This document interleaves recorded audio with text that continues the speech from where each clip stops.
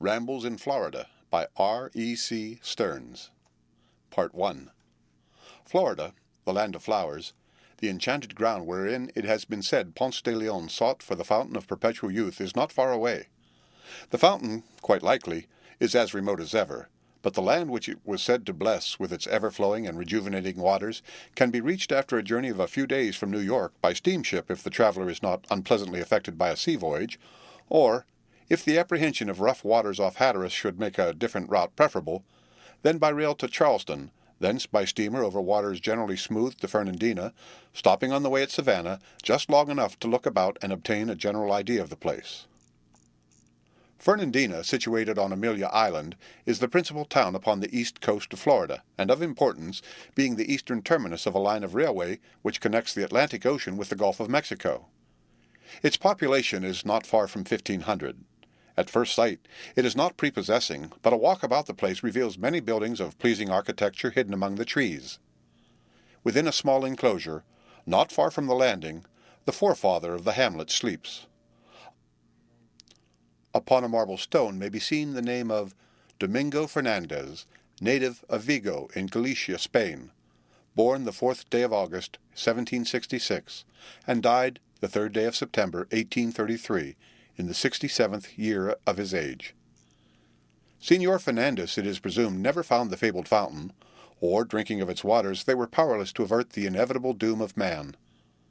The morning was pleasant, the sun shone brightly, it lighted up the cross and gave roundness to the skull and bones that are carved above his name.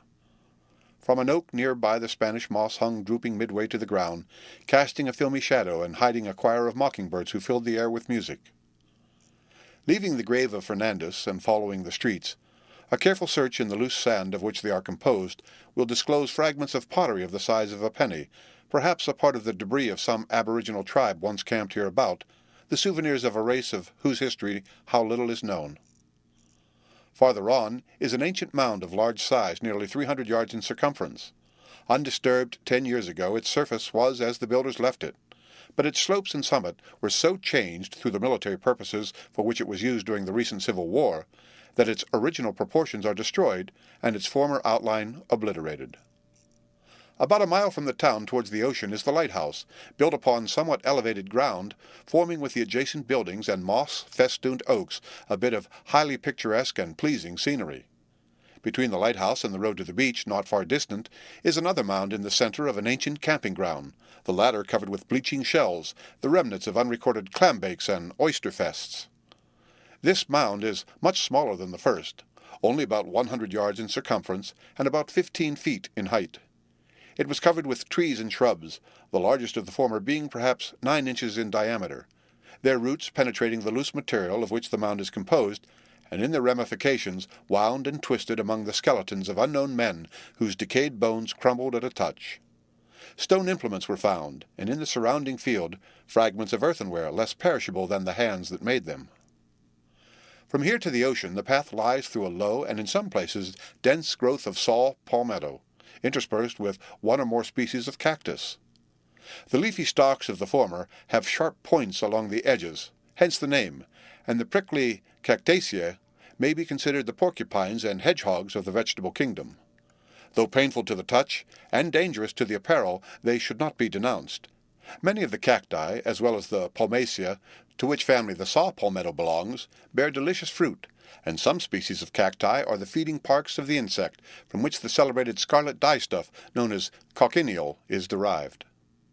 Without enlarging upon the merits of the palms and cacti, which would require a volume, we will consider the species we have encountered as unworthy representatives of noble families and proceed upon our way. It is hard work for either man or beast, toiling through shifting sands, but pressing on we soon achieve the summit of the mimic mountain range, which the wind and sea always pile up on the landward side of the shore. Descending the slope, we are face to face with old ocean, whose majesty, whether in storm or calm, is ever impressive. The sea is smooth, the surf beats gently on the beach. We pause a while to admire the glories of sky and water, to ponder upon the mysteries of life and form that dwell within the broad blue bosom of the deep, to peer into the hazy beauty of the atmosphere which hangs like a curtain at the remote horizon, implying hidden and greater beauty beyond, to note the distant sails of coming or departing ships, or watch the gulls riding upon the ripples like tiny shallops at anchor, to recall how in the north the wintry winds nipped us on New Year's Day only a week or two ago, and how bland and genial are the breezes here, to behold at our feet, as we follow the more recent drift rows, the rejected treasure which the sea has cast aside, forms different from any that we have elsewhere found, and each curious in its way. There are but a few seaweeds, algae, on the beach, and not many species of shells. Of some of the species, however, many individuals can be obtained. Here are numerous specimens of the fan mussels, pinna. What is written of the lilies of the field, they toil not, neither do they spin, does not apply to them, for these submarine weavers spin a byssus, or beard, by which they attach themselves to the bottom of the sea. The byssus serves as a mooring cable, and its fibers are tubular, like human hair. When fresh and flexible, gloves and stockings can be woven from it, and at Taranto it is manufactured into articles of wear. According to Wherein, the byssus is a successful remedy for the earache, but he does not say in what manner it is applied. Pinna rudis, an English species, is sometimes eaten, and Henry and Arthur Adams also mention that some species are used for food. A dead fish half eaten by the birds is not an attractive object. It is in an unsavory state, but doubtless its scales would, under a microscope, astonish us with many lines of beauty. The butterflies, so unlike the fishes in form and habits, also have minute scales, hence the metallic luster and brilliancy of their coloring. Impalpable to the naked eye, their tiny scales resemble the pollen of flowers. Columbus gave a new world to Castile and Leon. But think of the world of enchantment, of the precious treasures that the microscope has opened to all. A thin slice cut from a spine of the sea urchin, Echinus, that we have just picked up, if magnified, would furnish a partial insight to the wonders of its plan of structure. We find the oblong pouch-like egg cases of a species of skate, Rhea, quite common. The texture and color of these pouches are such that a person not knowing would sooner suppose that in some way they rather belonged to the seaweeds, perhaps the pod of a species of alga, than pertaining to the fishes. If we were strolling along the shores of California or Europe, we should meet with the same queer forms. In England, the people call them pixie purses, fairy purses, and so forth. A species of dogfish, Psyllium, makes a similar purse-like egg case with long strings at the corners. The skate fishes are eaten in England and appear in the stalls of the Italian fish market in San Francisco. The California species may generally be found, but they are eaten only by the foreign population. The common English skate sometimes attains the weight of 200 pounds. It is used by the fishermen for bait. The skates and dogfishes are not the only marine animals that make curious egg cases. We have here 3 species of univalve shells, called by the Floridians conchs, bisicon, which also make egg cases. Each case is round and flat, about 1/2 to 3/4 of an inch in diameter, and 1/6 of an inch in thickness. The edge of each flat case is coarsely ribbed or milled, and numbers of them are strung together, only they are immovable upon the string, which is situated upon one side or edge instead of being central as in a bead necklace. These egg chains are sometimes 2 feet in length, and the cases are frequently bored into by different species of carnivorous mollusks to obtain the contents for food. These conch animals were probably eaten by the aborigines, as we find the shells quite numerous in their kitchen middens. They are now sometimes eaten by both the whites and negroes of Florida, but from appearances they must be tough chewing and as indigestible as a rubber boot.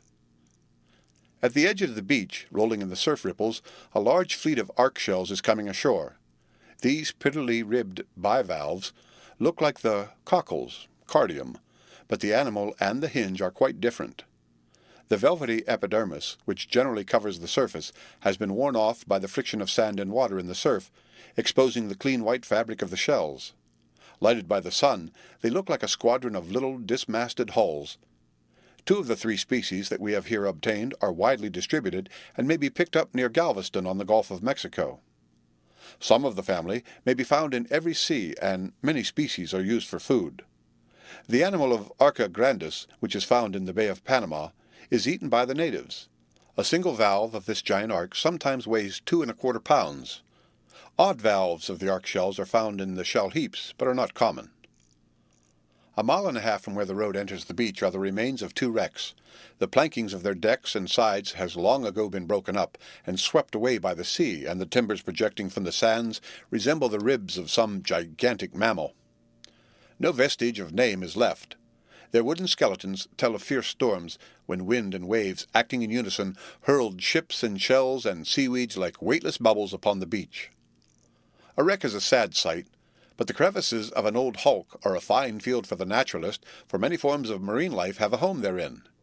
Here we found a tiny species of mussel, Mytilus cubitus, and a new species of siphonaria, a univalve shell shaped like a small shield with elevated lines or ribs radiating from center to circumference.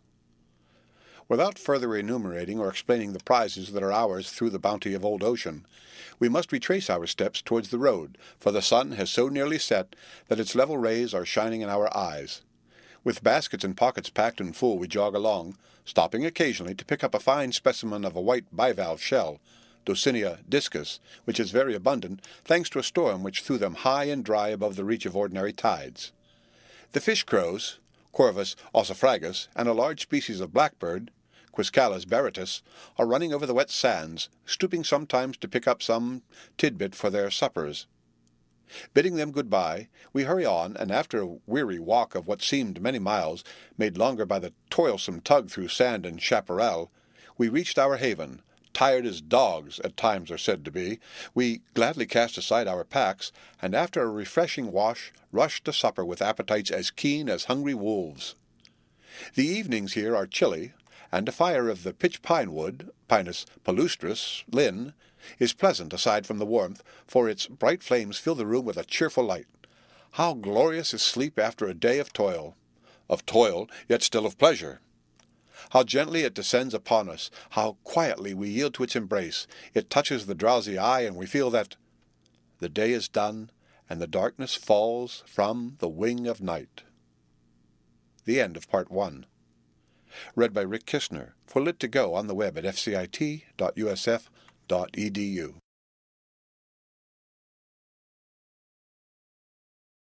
Rambles in Florida by R.E.C. Stearns. Part 2. The trip across Florida from the Atlantic Ocean to the Gulf of Mexico is made by railroad. Rising with the birds and eating an early breakfast, a 10 minutes walk takes us to the depot, which is about a mile from the hotels. There is no commotion or hustling, no noise of many hackmen, nor crowding of passengers, neither any difficulty in finding a seat. A single car is sufficient to accommodate the few persons that have occasion to travel. Of the small number, probably one half will stop at stations by the way. The principal business of the road is the transportation of freight, and were it not for the extensive business in the forwarding of merchandise, consisting of cotton, rosin, sugar, lumber, and so forth, on account of the steamship connections which form together with this road a line from New Orleans to New York, by which much time is saved compared with the other routes, it would doubtless prove unprofitable to its proprietors. The ride from the ocean to the Gulf of Mexico absorbs nearly a day, for it will be supper time when we reach Waikiki. The landscape is exceedingly monotonous, and the journey somewhat tiresome. Nevertheless, it affords an opportunity for observation, and a very fair idea of the general character of the country can be obtained. There are no pretty villages with neat houses and bright garden patches to please the eye. A few shabby towns are passed through, or stopped at for a moment to discharge freight or to allow a brace of passengers to get off or on.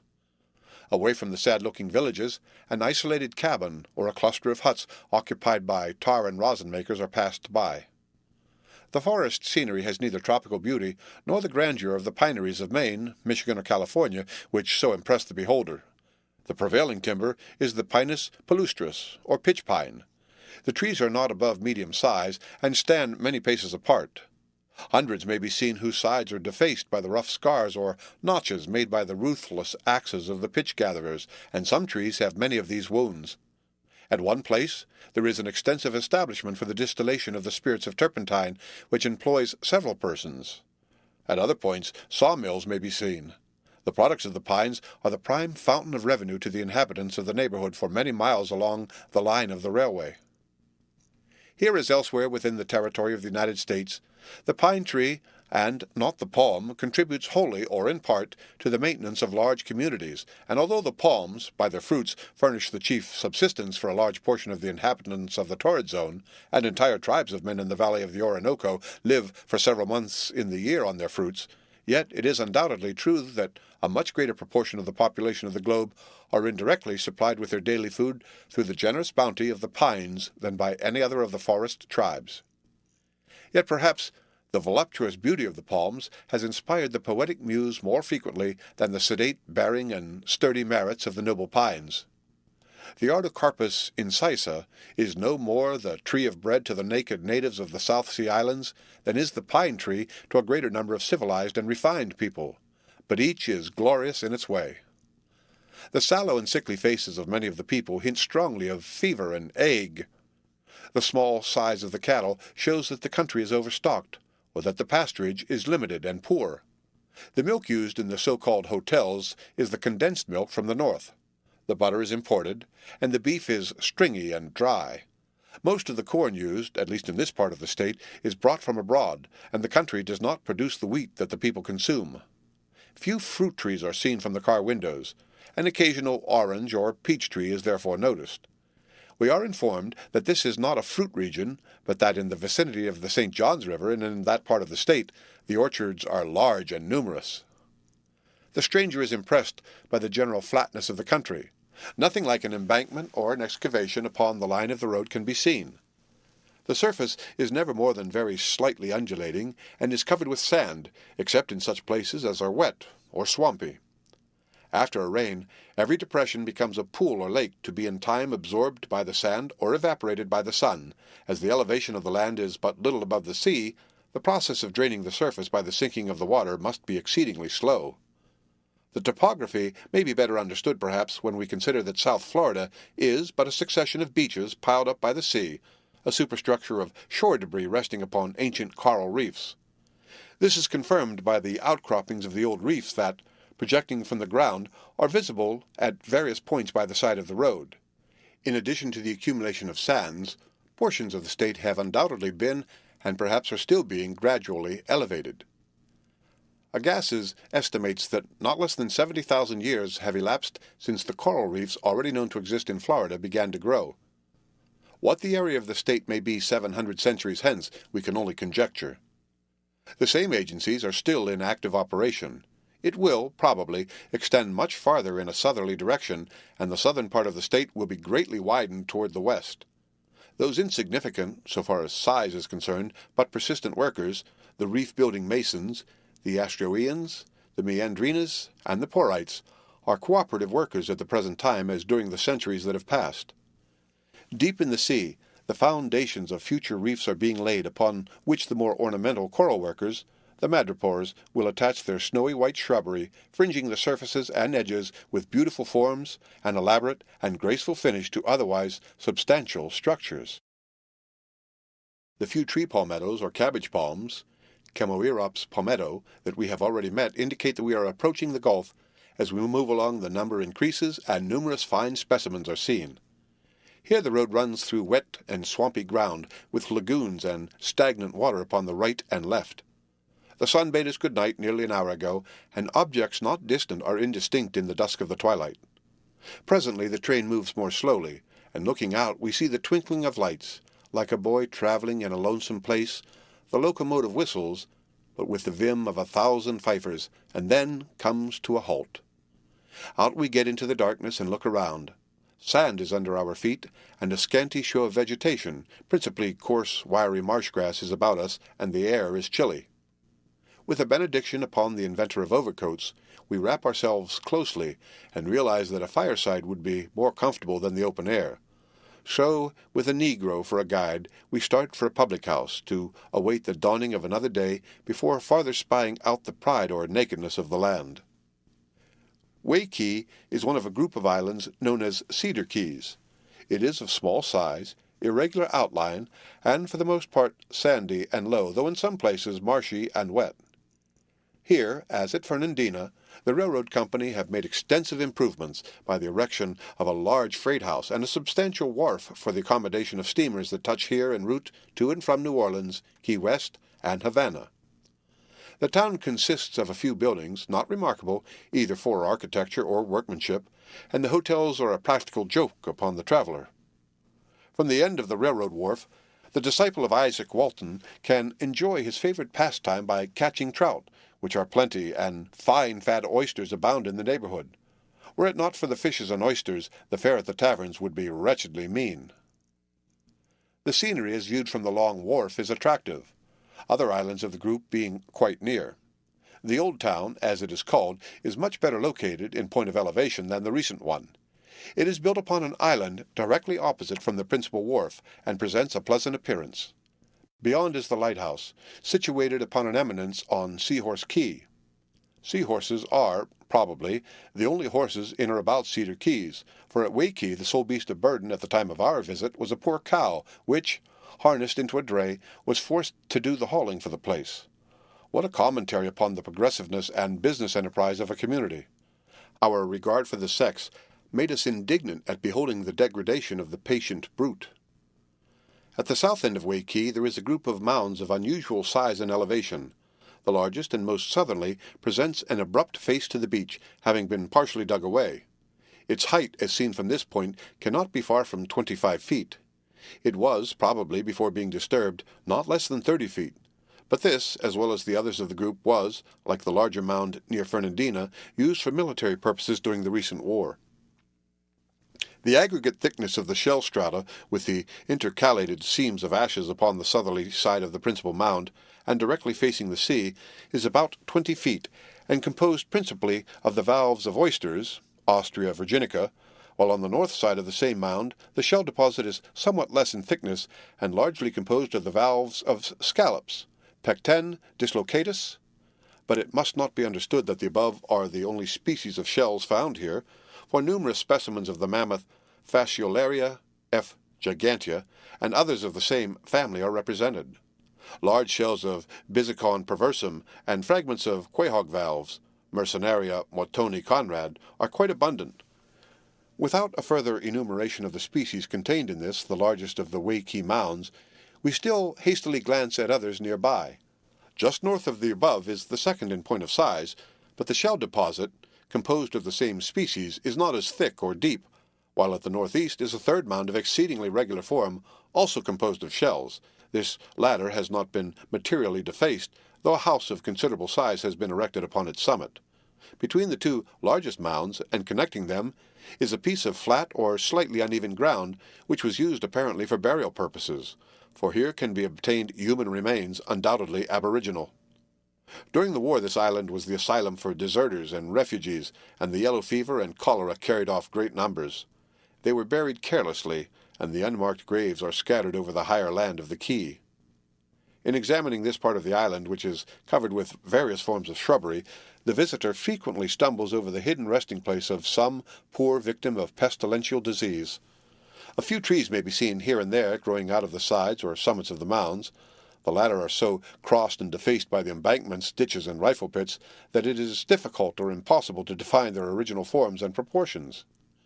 Before leaving this extensive and interesting cluster of mounds, we ascended to the highest point to obtain a view of the surrounding scenery.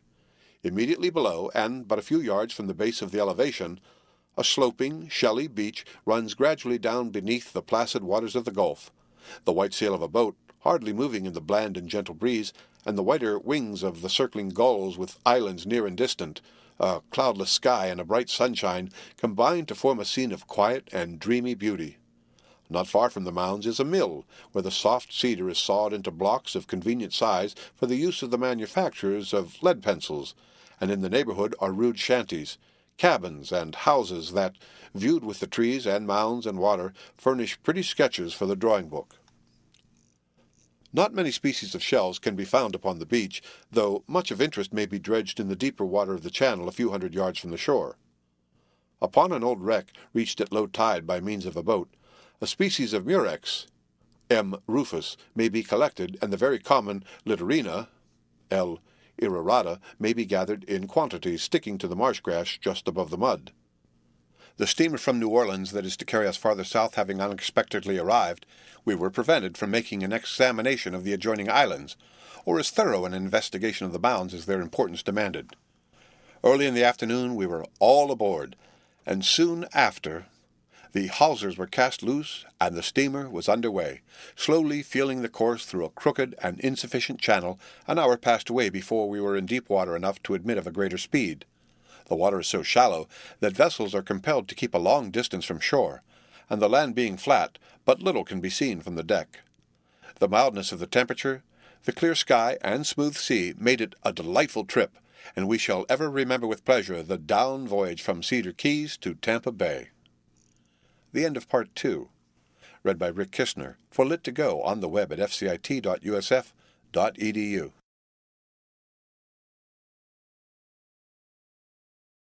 Rambles in Florida by R.E.C. Stearns, Part 3.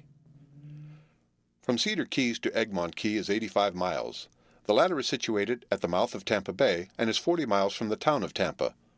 Upon it is a lighthouse whose friendly flame shone far across the waters of the Gulf as we steamed along in the early gray of the morning. We had arranged to land at Egmont, wind and wave permitting, as it is good working ground for the Naturalist, but a rough sea compelled a change of plan, and we kept on for Tampa. Tampa Bay is divided at its upper portion or head into two smaller bays, one known as Old Tampa Bay, from the town of Old Tampa, the other as Hillsborough Bay, which receives a river of the same name. It is upon the southerly bank of the latter that the new or present town of Tampa is located. A very narrow and crooked channel and an insufficient depth of water prevent vessels, excepting very small craft, from reaching the wharves. Consequently, the steamer was anchored some 4 miles below the place. Viewed from the deck, the scenery is attractive, though the shores, as elsewhere, are quite low. As you face the town upon the left hand and a half a mile off is Ballast Point, an ancient reef. Upon the right are islands and the mainland in the distance. In front the military post of Fort Brooke, with its new buildings half hidden by the sturdy old oaks, Quercus verens, whose stalwart limbs are decked with robes of the long Spanish moss, which hang motionless in the quiet air or flutter like tattered battle flags when moved by a passing breeze. The post is built upon a sloping lawn whose margin is washed by the waters of the bay. In front of the trees is the parade ground. In the center stands a symmetrical flagstaff, from the top of which, far aloft, floats the national flag. There is some little commotion in getting ashore, for everybody and everything have to be transferred to lighters and small vessels. At the time a transient shower was passing, and the warm rain caused an unpleasant stickiness. It was soon over, however, and we saw our packages placed safely in a 4-ton sloop, and seated ourselves upon the top of the cargo like statues upon a pedestal. The lines were let go, and after beating in a light wind, the sloop was at the wharf by noon. When a steamer arrives, the vent is published by a certain number of strokes on the courthouse bell, hence the crowd at the wharf. Friends met us as soon as we landed, and with their assistance we found an unoccupied house and an unemployed Negro. The former was at once hired for a camp, the latter for a commissary and quartermaster. In 2 hours after landing we were at rights and housekeeping. Elated with this wonderful dispatch, in the fullness of our joy, we thought the millennium not more than 2 blocks off, and rashly named our quarters Camp Delight. But we had unwisely crowed before we were out of the woods, as will presently be seen. The population of Tampa is variously stated at from 800 to 1,000 people, of all sizes and colors, but this does not include the millions of fleas that nightly met in mass meeting at Camp Delight, and compelled us, both in sorrow and in anger, to change the name to Camp Misery. The fleas of California, the black flies of the Lake Superior swamps, the mosquitoes of the Ohio Valley, all of these we had met on their own ground and never winced, but the fleas of Tampa proved invincible. We thought of the saying of a German poet, "God made the world, but the devil made the flea." The appearance of the town creates a favorable impression, for it is well planned, the streets being wide and regular, and the buildings comely. Many of the streets and yards are ornamented with trees.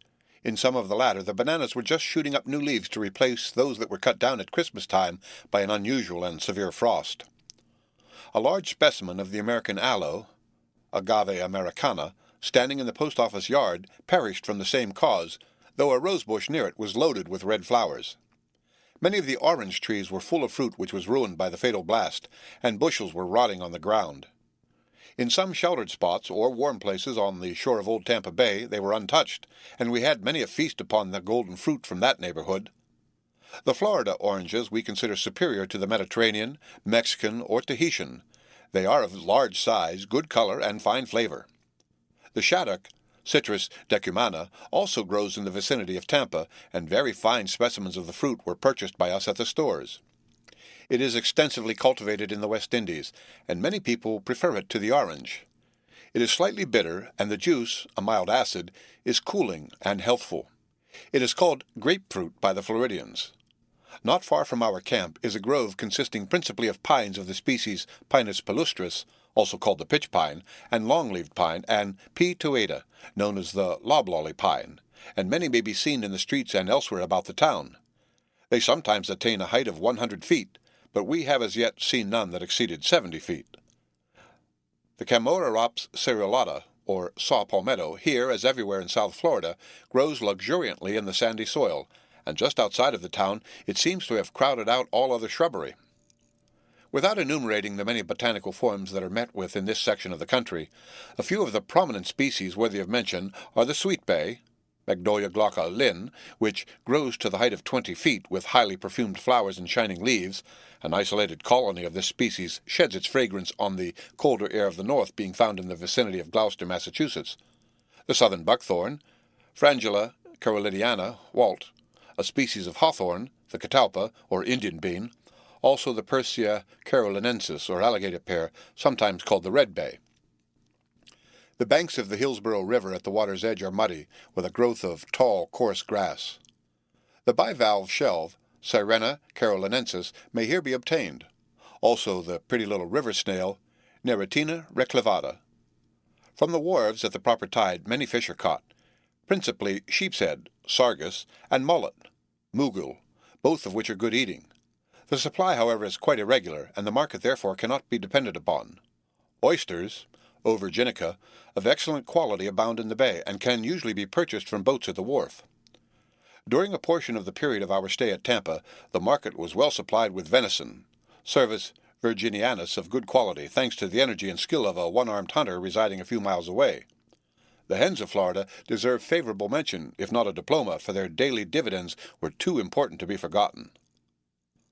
Stalking along the muddy margin of the stream may frequently be seen the blue heron, Florida Corellia Baird, and the white heron, Herodias egretta gray.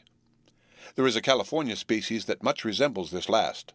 The white, or whooping crane, Ardea Herodias Linn., and the egrets, Demagreti pialia Baird, with white plumage, and another, D. rufa Baird, of a reddish color, are found in this part of the state around the shores of the bay and gulf. Many others of the long or stilt-legged bipeds of the feathered tribes belonging to the grallatorius, or waders, are met with when rambling through the marshes or exploring the bends, inlets, or sloughs of the river, or are seen by us from the boat while rowing up or down the stream. With a scoop net rigged with a long pole, an important and at many times an indispensable implement for the collector, we dipped up from the bed of the stream a small white bivalve shell, Talina, and a single dead specimen of the freshwater mussel, Unio juetia lea. The Floridian unios have much lighter shells than most of the species found in the tributaries of the Ohio and Mississippi rivers. The once famous British pearls were obtained from a species of unio, U. margaritiferus, found in the mountain streams of Great Britain, and the fishery was continued till the end of the last century in Scotland, where the mussels, unios, were obtained in the River Tay by the peasantry previous to harvest time. The British pearl fishery has long ceased to be remunerative. The freshwater mussels must be exceedingly scarce in this vicinity, and in fact for many miles on the western side of Florida, for we found none living, nor a fragment in any of the mounds and shell heaps that we examined. The Portuguese and Spanish narrators of the expedition of De Soto have given absurd accounts of the quantities of pearls in the possession of the natives. It is highly probable that the Indians inhabiting Georgia and Alabama at the time of, and prior to the invasion of De Soto, lived in part upon the animals of the various species of unio found in the rivers of these states, for heaps of mussel shells are to be seen on our river banks wherever Indians used to live. It may be that the Indians referred to collected the shells solely for the purpose of procuring the pearls. Yet the proportion of shells containing pearls is so small that when, as mentioned in the text, the Portuguese narrator says they obtained 14 bushels of pearls from a certain sepulchre, and as can be found at another place in the text that a common foot soldier whose name is given as Juan Terron had a linen bag in which were 6 pounds of pearls, and elsewhere, that everybody, Spanish and Indian, had pearls and as large as filberts. Either the sources from whence the old historians derived their information were unreliable, or the unios, which are probably as abundant in the rivers as heretofore, have to a very great extent ceased to manufacture these much valued concretions. The latter case is hardly supposable. Perhaps 1 shell in 100 might yield a pearl, of which not 1 in 100 would be either clear or of perfect form, and not 1 in many thousands would be as large as a filbert. Between Camp Misery and the river, in wet or springy places, upon the underside of pieces of boards or chips, many snails, Helix, Volvoxus, Parisis, can be collected, and the coffee shell, Melampus caffea, is close at hand. It is also found in the West Indies. Just outside of the fence that encloses the reservation of Fort Brooke to the south is a good place for obtaining Glandina truncata, a species of snail with the shell of a pink color, sometimes 3 inches long. It looks much like one that is found in Nicaragua. The Glandinas are carnivorous, and our Floridian is a cannibal, and eats without either hesitation or remorse the smaller snail Helix volvoxus. The eggs of Glandina are of a whitish color, and about the size of a very small pea. It lives in moist grassy places, and a few boards that were on the ground at the locality referred to made an excellent trap. The Glandinas prefer the shade, and in order to protect themselves from the heat of the sun, hid themselves under the boards, which we frequently turned over, always capturing some. Upon one occasion, in addition to several Glandinas, 2 specimens of a beautiful lizard rewarded our search. We had heard at sundry times marvelous stories of numberless snakes of diverse species and of sordid sizes that lay in wait to swallow, crush, or poison unsophisticated strangers. These fearful tales led us to keep a sharp lookout when on the tramp. Either the snakes snuffed danger from afar and hunted their holes, or else they are scarce, as we failed to secure a specimen, though 2 or 3 were seen. We concluded that our informants had in some way deceived their eyes by using the fusil oil which hereabouts is sold for whiskey, 1 dram of which would cause the drinker to see not only snakes, but an entire menagerie. From the time when the serpent made mischief for the human race, through the beguilement of its original mother down to the present day, the snake family have had a bad reputation, and stories illustrating their wickedness, however preposterous, are readily believed. Near the town, and in the immediate vicinity of the spot where Glandinas most do congregate, stands an ancient mound, in shape a flattened hemisphere, with the plain upside down. Its position is such as to furnish a delightful outlook upon the bay, and a fine view of the surrounding scenery. It is not of large size, being only 160 paces in circumference and 15 feet high. It was formerly more nearly semicircular in perpendicular outline, as the rains of centuries have washed it off at the summit, thus reducing the elevation and consequently increasing the circumference of the base. The mound was covered with grass, and many stately trees are near it, whose graceful proportions form, by contrast with the general flatness of the ground, a conspicuous and charming feature in the landscape. From the investigations made by our party, it was undoubtedly devoted to burial purposes, and but few shells were used in its construction. 6 species of the common marine shells of the neighborhood were collected, also stone implements and pieces of crumbling bones, portions of the skeletons of men. This mound may have been the artificial eminence near the shore, upon which stood the dwelling of the cacique Harahigua, who bravely opposed the adventurous but cruel Pamphilio de Narvaez in his expedition to Florida in the year 1528, and the meagre remnants of a human form whose sepulchre we had rudely violated may have belonged to the outraged and vindictive chief, who, stung by the remembrance of his wrongs, replied to the overtures of De Soto with words of scorn. The end of Part 3. Read by Rick Kishner for Lit2Go on the web at fcit.usf.edu.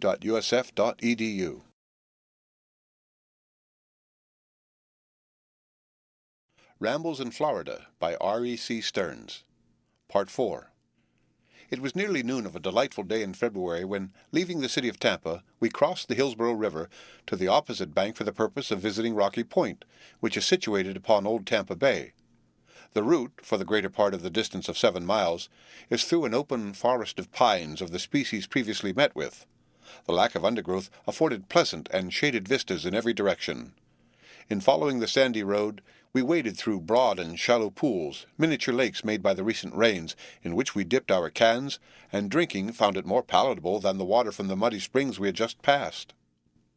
Upon both sides of, and a few rods from, the road are small deep ponds covering perhaps an acre, surrounded with gaunt and leafless cypresses, Taxodium disticum, standing grim and naked in the midst of the forest, hoary, speechless giants whose gnarled limbs seem to clutch at, while they sustain long drooping tufts of pendulous moss that, in the sombre light, looked more like funeral emblems than living vegetation. Over these glassy lakelets the towering boughs of the cypress met in a dusky arch, and trailing mosses in mid-air waved like banners that hang on the walls of ancient cathedrals. Deathlike, the silence seemed, and unbroken save by the herons, many specimens of various species of which were seen slowly marching with solemn strides, like veteran soldiers guarding the solitude of the forest. Seating ourselves upon a fallen pine, we halted to rest awhile, for walking is warm work on such a day. There are no wildflowers, and in many places no grass, for a fire which the last rain only partially extinguished burned even the scanty sod. Again we started, and moving forward had proceeded but a few rods when up flew a wild turkey, Meleagris gallopavo Linn, the only specimen yet met with by us in Florida, and farther on, but out of range, a flock of quails, Ortix virginianus. The species is quite pretty. In fact, all of the quails are tidy-looking birds, but the Californians, with their plumed heads, rather lead the others. The small hillocks of sand, of which we have seen at least 100 since we left Tampa, are made by a species of gopher, Geomus pinnidus raf. The people call them salamanders. The property of the name is not perceptible.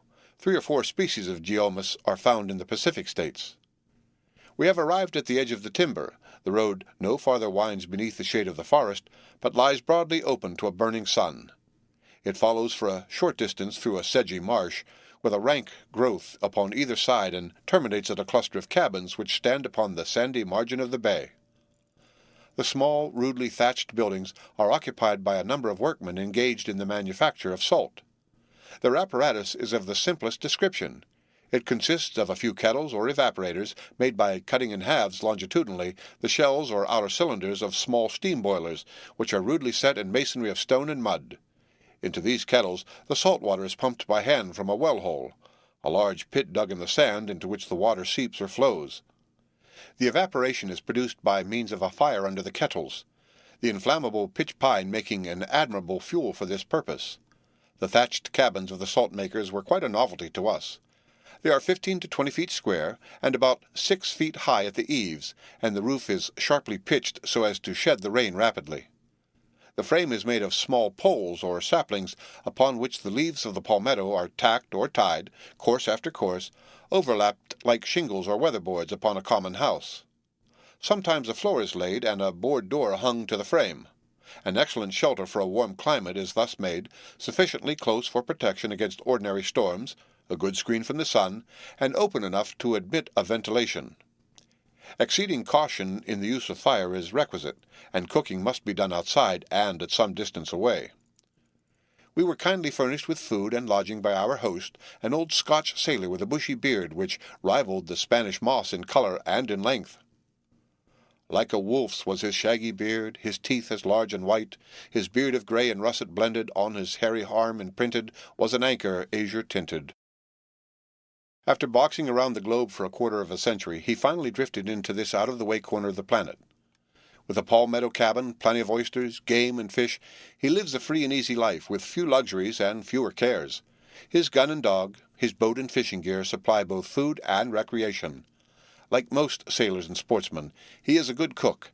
As to his knowledge of the culinary art, inquiry is best answered by the repeated sorties made by us upon the well-cooked rations. Actions speak louder than words. From the salt works, a trail leads across the sands, then through a bit of trampled marsh, over the sands again to shell heaps large and small. There is only one of the heaps of sufficient size to be dignified by the name of mound. This latter covers an area of half an acre and is 15 feet in height at the highest point. It is composed entirely of shells, and the mound and heaps and ridges of shell are, perhaps, the remains of many feasts here enjoyed and celebrated by the tribe, of which Hirahigua was chief.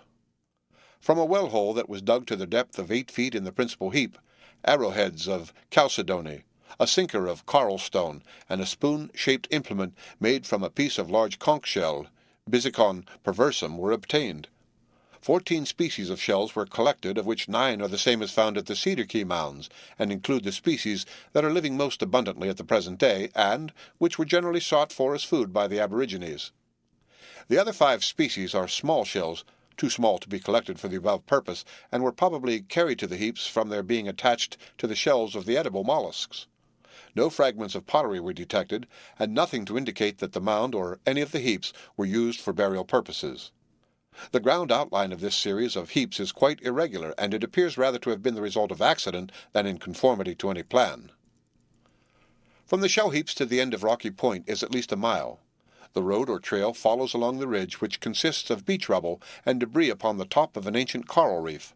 At many places, as well as at the end of the point, the coral rock crops out, and in some localities it is daily washed by the tide. At the water's edge are mangroves, and along the sides of the ridges are pines, palmettos, and buttonwoods, and specimens of the Spanish bayonet, yucca, trees frequently occurred. Logs of the pencil cedar that have drifted away from rafts are lodged along the shore, or have been carried higher up by wind and tide. We turned many of them over, and found numerous fine specimens of snails, Helix volvoxus and Helicina orbiculata, and a living scorpion. The spaces between the roots of the mangroves were filled with oysters, which had also fastened to the roots, and a species of modiola, closely resembling the common one of the Atlantic coast, M. placatula, but with somewhat finer sculpture, was abundant. The small oysters that are so common everywhere along the shore, growing near the high water line, are not generally eaten except by the raccoons, hence the common name for them of coon oysters. On the underside of detached lumps of these we found many rare little shells, and several of the larger species of mollusks, especially the thorny conch Melongina corona, may be seen prowling around or half buried in the sand at the edges of the oyster bars. The last named species is a famous oyster eater, but the law of compensation here intervenes, for the animal of the thorny conch is in turn eaten by many kinds of fish, for which it is an excellent bait, and it is therefore much used by the fishermen. The Gulf trout also collect them on their own account, and it is quite common to find large shells of this species in their stomachs. The position of the sun told us that it was time to return. The heat was excessive, and constant tramping and stooping had made us tired. Cutting a bunch of palmetto leaves to use as a screen for our heads, we struck a beeline back to the shell heaps. Halfway between the latter and the point, there is a narrow lagoon with dead mangroves standing along its edge. Here we found the screw-shaped shell Cerathidia scaliformis, and the fine Littorina angulifera, the latter on the mangroves high above the reach of the water, and on the grass, or slopely creeping on the surface of the wet sand, the coffee shell Melampus coffea. The Cerathidia is also found near the salt works, and Littorina irorata can be gathered in quantities within a stone's throw of the buildings. On our way across the sand from the shell heaps, an army of fiddler crabs hobbled aside, opening ranks to let us pass.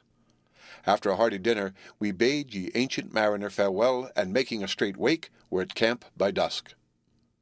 Remaining in Tampa for a few days awaiting the arrival of letters, and to complete our reconnaissance of the country in the immediate vicinity, we finally abandoned our headquarters, and, bidding adieu to Camp Misery and its numberless fleas, we placed our equipment on board of the schooner Santa Maria of St. Mark's, a vessel of 16 tons measurement, and cast loose from the wharf at Tampa at noon of a pleasant Monday in February, en route for Cedar Keys, to stop at such islands and points on the way as might be of interest.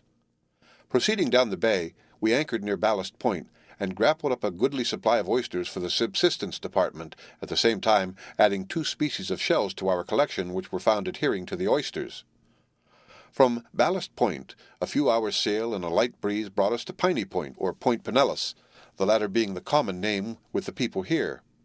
Off this point there is a comparatively deep water and a fair harbor. This place is believed by many to have been the anchorage ground of De Soto's fleet 330 years ago. The historian says his squadron consisted of 8 large vessels, a caravel and 2 brigantines, all freighted with ample means of conquest and colonization. Besides the ship's crew, his force numbered 1,000 men with 350 horses. The fleet arrived at the mouth of Tampa Bay on Whitsunday, the 25th day of May, 1539. 300 of his men disembarked on the following Saturday, and the remainder of the force landed on the following day. To the bay, De Soto gave the name of Espiritu Santo, The first detachment met with a rough reception, for on the morning after it landed the savages broke upon the Spaniards, who were carelessly lying around, and with deafening yells drove them in confusion to the water's edge. The latter were speedily reinforced from the vessels, and soon dispersed their foes. At Piney Point are numerous shell heaps and mounds. They are covered with a dense vegetation, climbing over prostrate trees or crawling upon hands and knees through a tangled growth of vines and shrubs. We forced our way as best we could from mound to mound, over ground rich with historic interest, and upon a spot which had received the footprints of as brave and adventurous a band of men as have ever walked the earth.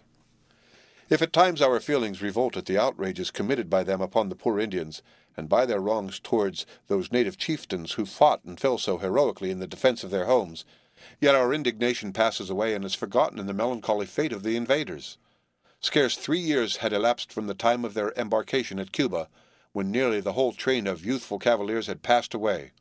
Horse and rider alike had perished, and their bones lay bleaching midst the savage wilds of America. The mounds are crowned with magnificent specimens of the palmetto. In the vicinity may be seen the Cerasus caroliniana, or wild orange, also sycamores and pines. Various flowering shrubs and vines not in bloom at the time of our visit compose a part of the undergrowth. We were unable to obtain a sufficiently extended view by which we could form an idea of the relation of heap to heap or mound to mound, or ascertain whether any general plan had been pursued in their construction. The Floridians, residents of the neighborhood, believed them to be defensive works that were erected by De Soto, but we could perceive no basis for this belief, as the structures separately viewed are essentially the same as others we had examined. The account of the landing and movements of De Soto thereafter does not show that he remained at or near the place of debarkation, save but for a short time, for the purpose of giving his men a few days' rest after the confinement of shipboard. If he had made this a base or point of support for subsequent operations, it is probable that he would have caused earthworks to have been erected, but otherwise it would have been unnecessary and useless labor. As above stated, there is nothing in the character of the mounds and heaps that show any difference from similar structures elsewhere met with by us. This locality was undoubtedly the site of a populous Indian town. The ground in the neighborhood is rather above the average height, and the position such as to make it particularly healthful in the summer and autumn. The waters abound with fish at certain seasons, and the neighboring islands furnish abundance of oysters and other mollusks that were apparently considered edible by the Indians. Near this place, and inside of the Keys, we gathered for our use as food quantities of quahogs, Mercenaria, Mortonii, Conrad, of mammoth size and excellent quality, a pair of the empty valves sometimes weighing between 3 and 4 pounds. At low tide can be collected the reversed conch, Bisicon perversum, and the horse conch, Fasciolaria gigantea, of which it is supposed the Indians made their war trumpets. Here also abound not only many smaller molluscous animals of sufficient size to be important for food, but the thorny conch, Melongena corona, elsewhere alluded to. The bleached shells of the species named are found in all of the kitchen middens on the western coast of Florida as far as we explored. On some of the smaller islands the pelicans, gulls, and other maritime birds deposit their eggs, and on the larger keys raccoons and deer are abundant. The occasional visit of a puma, Felis concolor, sometimes arouses the slumberous quietude of the isolated settlements, a quietude at the present day undisturbed by the war-whoop of the savage, and seldom broken except by the music of the mockingbirds or the noisy screeching of the parrots, Conurus carolinensis cule. The great requisite for the sustentation of large numbers of barbarous people exist here now as they did centuries ago. Along the base of a ridge of shells, which is situated so near the edge of the bay as sometimes to be washed by its waves, we picked up several arrowheads and small fragments of pottery. About a half-mile below, a new settler had just planted his stakes and was building a cabin. His nearest neighbor resides 2 miles above. Driven from his native state by the rude and chilling breath of the north wind, and suffering from pulmonary troubles, he here seeks and will measurably find what Ponce de Leon sought, the fountain of health, provided he does not succumb to the fever and ague of which there is a chance. Near his new home there is a creek where alligators, A. Mississippiensis gray, watch with jealous eyes the invasion of their domain. As the presence of the huge reptiles frightened the children when they went to the creek for water, One of our party proceeded to the spot and slaughtered a saurian some 10 feet in length. We were told of cases where pulmonary patients with one foot in the grave and one hand upon the doorknob evaded eternity, at least for a time, by eating alligator meat, and alligator oil, we were assured, is a specific against pulmonary consumption. If the oil of the alligator has any connection with its power of extending the jaws, we have no doubt a moderate dose might enable the most despondent invalid to grin. Of one fact we are certain: they have no ear for music. A young living specimen, 2 feet long from snout to tip of tail, upon which we expended sundry vocal performances of a high order, manifested not the slightest appreciation, and we were never encored. Chagrined at the apathy of the audience, we deliberately insulted it by reciting aloud, and in the most sarcastic manner, the following verse: "How cheerfully he seems to grin, how neatly spreads his claws, and welcomes little fishes in with gently smiling jaws." But the voracious beasts not only welcomed little fishes in, but frequently attacked dogs and pigs, and instances are known of their attacking children and men. We remained within 2 or 3 miles of the mound anchorage for several days, collecting along the shore, or in the lagoons and marshes. Provided with well-greased long boots, we waded for miles, and at low tide could have crossed from the mainland to the opposite keys, so shallow is the water, had not a narrow but not deep channel prevented.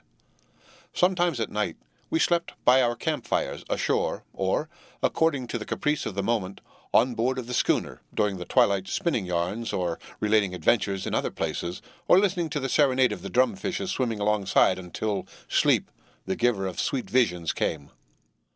From Point Pinellas it is but a short sail to Long Key. Upon the easterly side of the latter we found many specimens of Fasciolaria tulipa and F. distans, but much handsomer shells of these species may be obtained upon the outer shore of the key. Those from the inside are covered with a confervoid growth that is somewhat difficult to remove, and when clean the shells retain a green stain. The southerly end of the island is the best collecting ground. The beautiful winged conch, Strombus alatus gemel, the great cockle, Cardium magnum bom, the heart-shaped cockle, Cardium isocardia lin, a curious thorny oyster, Comma arsenella lamb, and the fine bivalves, Callista, G. gantia, and C. maculata, and many other molluscan forms of interest and beauty are quite numerous. The water deepens rapidly upon the outside of the key, and many species may be found upon the outer beaches that are rarely met with on the shore of the main land. While walking near the edge of the water, the surf rolled up a fine living specimen of the odd-looking trigonal trunkfish, Lactophorus camelinus decay, sometimes called cowfish, a profile view of the head much resembling that of a cow, and along the drift rows a few specimens of a sea cucumber, Holothuria, which looks like an empty bead purse. There is a large species found in Puget Sound that is eaten by the Indians, and the Holothuria edulis is regularly collected by the Malays in great quantities, dried, and sold to the Chinese, who regard it as a delicacy. We prefer broiled quails. Specimens of the switch-like Gorgonia leptogorgia virgulata M. edwardia are mixed in with the drift, and attached to the bases of many of the specimens is the queer ark shell, Arcanue lin, called Noah's Ark. Here also are large sponges, shaped somewhat like a vase. The business of sponge collecting is quite profitable. At the present time there is an increased demand for the coarser species, as, after proper preparation, it makes a most excellent filling for pillows and mattresses. The sponges furnish numerous microscopic forms of wonderful beauty, and fossil sponges are found in many of the geologic strata in Great Britain. Having added largely to our collection during our pleasant stay upon Long Key, we again got under way, and early in the afternoon of a mild winter day we came to anchor in the pass at the end of Pine or Piney Key, and soon after went ashore. This little island is one of the most delightful spots on earth. It is covered with vegetation almost to the water's edge. It is encircled by an outer growth of mangroves. Pressing through these, and crossing to the opposite side of the key, we passed through successive zones of palmettos, buttonwoods, etc., and intervals where the rank grass is from 3 to 4 feet high. In one of these we made a camp, and all hands went vigorously at work cutting and hauling the boughs of dead fallen trees for our night fire. Quite near to the camp is a narrow bayou, which indents the shore so as to resemble a huge drumstick with a knob or head inland. At low tide this knob or head is separated from the other portion, or handle, by an oyster bar, from which we obtained a great quantity of delicious oysters of large size. Here also we found many other species of mollusca, some of which are quite rare, including a beautiful cone shell. The sandy part of the oyster bar, as well as the narrow beach, was closely dented with the hoofprints of deer and the footprints of coons. In many places sturdy thistles and cacti of large size furnished a hiding place for the snails, Helix, Cereolus, and H. uvulifera, and the dense undergrowth a nesting place for the birds. As the sun had sank so far below the tree-tops as to shade our camping ground, we started our evening fire. Tramping and the salt sea air gave a keenness to the appetite that caused the supper of stewed and roasted oysters to disappear in a marvelous short time. Having finished our repast, we filled our pipes, and from time to time piled fresh fuel on the fire and watched the flashing flames. It was a brilliant night, serene and cloudless, and the moon was near the full. The buttonwoods and palmettos glistened in the silver light which descended from above, and were tinged by the ruddy glow of our huge campfire which lighted them from below, making each tree in the foreground distinct in vivid lines of beauty. The dark recesses of the denser growth occasionally illuminated by a flame which streamed up for a moment, and then disclosed colonnades of pines and palms, standing equidistant and regular, as if placed by human hands. It required no flight of the imagination to transform these charming forest vistas into the long, dim aisles of cathedrals, the trunks of the trees forming the pillars, and the graceful leaves of the palmetto, overarched, forming a roof. The groves were God's first temples. We sat up late, enjoying the glories of the night, the last of our outdoor camping in Florida. Early the following morning we broke camp and prepared for the return trip to Cedar Keys. Hoisting the anchor with a cheerful heave-ho, the sails of Santa Maria soon filled, and we were homeward bound. We gave a farewell look by way of a parting salute to Piney Key, as it stood out bright and beautiful in the purple light of the morning. The slanting sun shone white along the sand, strewn with green seaweeds and with crimson shells, out of the ocean's dim, mysterious cells, jewelling all the broad skirts of the land. Arriving at Cedar Keys after a pleasant voyage, we proceeded homeward over the same route by which we came. The winter climate of Florida is not only healthful but delightful. In the summer there is danger of contracting fever and ague, and the yellow fever is an occasional visitor.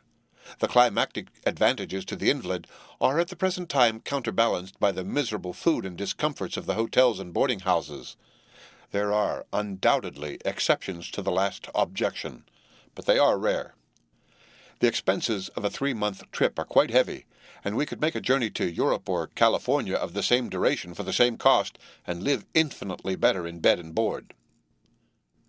In an agricultural point of view, Florida offers no inducements to the emigrant or settler that are not surpassed by many other sections of the country, whether quality of soil, facilities of transportation, accessibility to markets, or variety or capabilities of production are considered. An emigration of enterprising and industrious people in sufficient numbers so as to exercise a controlling influence would, in a few years, effect a great change for the better, and place the state in the line of progress. The average Floridian of today understands only one thing, and that is, how not to do it.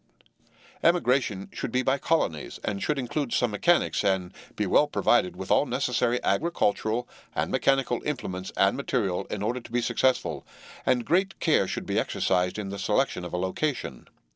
The trip to Florida, of which these rambles afford a mere outline, was not devoid of scientific interest, and the results will be made known at some future time, either in the Naturalist or some other appropriate publication. The end of Part 4. Read by Rick Kistner for Lit2Go on the web at fcit.usf.edu.